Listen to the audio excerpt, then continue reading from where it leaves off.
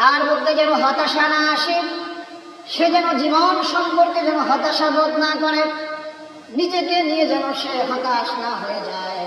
এই জন্য আল্লাহ তাআলা কোরআনে জাহান্নামের ভয়াবহতা বর্ণনা করার পরে আবার আল্লাহ তাআলা ওই বান্দার মনে আশার বাণী সঞ্চার করেছেন জান্নাতের নাজ নিয়ামত সুসংবাদ দেওয়ার মাধ্যমে। সুবহানাল্লাহ। আজকে আমরা জাহান্নামীদের অবস্থাটা কেমন হবে, জাহান্নামে কারা যাবে, জাহান্নামে শাস্তির কি ধরন হবে, এগুলির ব্যাপারে আমরা আজকে আলোচনা করবো ইনশাআল্লাহ। তার আগে আমরা এই জান্নাত এবং জাহান্নাম সৃষ্টির পরে আল্লাহ তাআলা কি করলেন এটার ব্যাপারে আমরা একটু হাদিসের আলোকে জানব।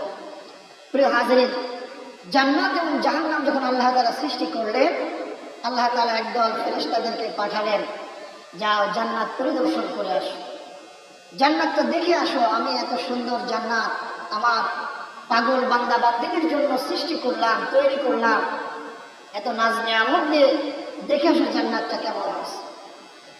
প্রিয় হাজরিন, ফেরেশতাদের দল যখন জান্নাত পরিদর্শনে যাবে, জান্নাতের নাজ নিয়ামত দেখে না, জান্নাতের শান শওকত দেখে ফেরেশতারা অভিভূত হয়ে যাবে। ফেরেশতারা জান্নাত থেকে বের হতে চাইবে না। এত নাজ নিয়ামতে পরিপূর্ণ জান্নাত, এত শান শওকতে পরিপূর্ণ জান্নাত আল্লাহ তাআলা তার প্রিয় বান্দা বান্দীদের জন্য তৈরি করেছেন। ফেরেশতারা আল্লাহ রাব্বুল আলামিনের কাছে এসে বলে, রব্বুল আলামিন, এত সুন্দর জান্নাত, এত নাজ নিয়ামতে পরিপূর্ণ জান্নাত তুমি সৃষ্টি করেছো, তৈরি করেছো, তোমার সকল বান্দা বান্দী এই জান্নাতে যাওয়ার জন্য পাগল হয়ে যাবে।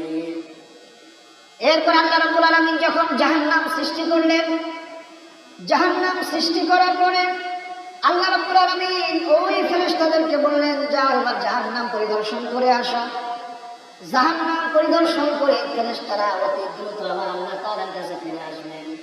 এসে বলল, রব্বুল আলামিন, জাহান্নামের এত ভয়াবহ আযাব, এত কঠিন আযাবে ভরপুর জাহান্নাম, এত বড় শাস্তির জায়গা, তোমার কোনো বান্দা জাহান্নামে যেতে চাইবে না।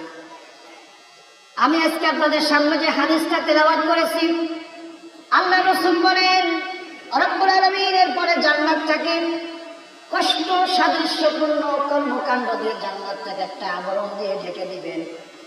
কষ্ট সহিষ্ণু জীবনযাপন দিয়ে, কষ্ট সহিষ্ণু কর্মকাণ্ড দিয়ে আল্লাহ তাআলা জান্নাতটাকে ঢেকে দিবেন।